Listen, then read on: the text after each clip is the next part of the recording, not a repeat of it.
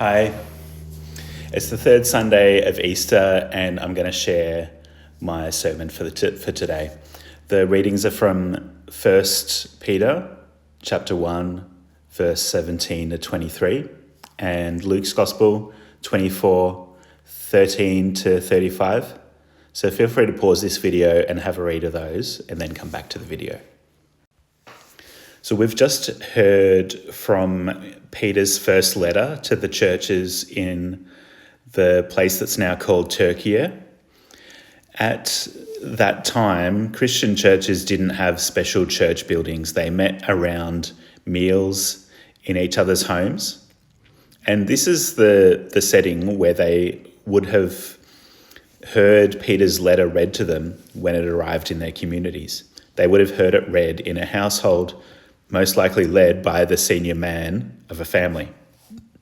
And in that situation, we have Peter telling them all that God is their father and that they should be living as members of God's household, not under the rule of the father of the house.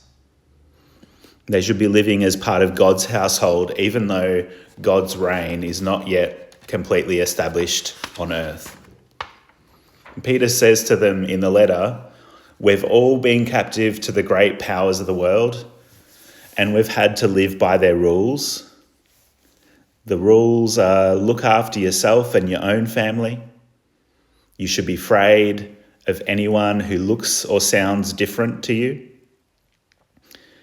The rules say that the strongest deserve to be in charge, that you should honour the people who have power and despise the people who don't. And the rules say that you should destroy your enemies. We used to have to live by those rules because we were captive to the great powers of the world. But God has brought us out of slavery to those powers, and so we don't have to serve those great powers anymore.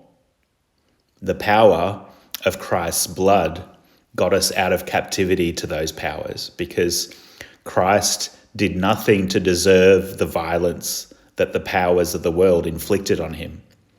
They had no right to do that. In compensation for that, the powers have had to release him and release us all back to the care of our Creator. So since we've been freed, Peter's telling the churches, let's not live as though we're still captive to those powers. Let's not live in a senseless way that leads nowhere. Let's live in a way that promotes life that persists despite persecution and horror. Let's treat each other with love. We've been born again, and we have the chance to start again, to grow again, to learn to live again, to learn the way that things happen in the household of God. But it's not simple though, is it?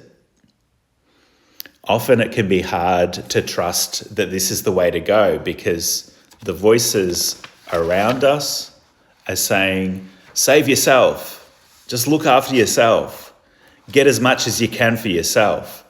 And those voices are really loud, and sometimes those voices are coming from inside too.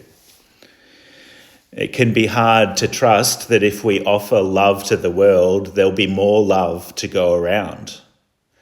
It's hard to risk offering our lives for others, knowing what happened to Jesus when he did that.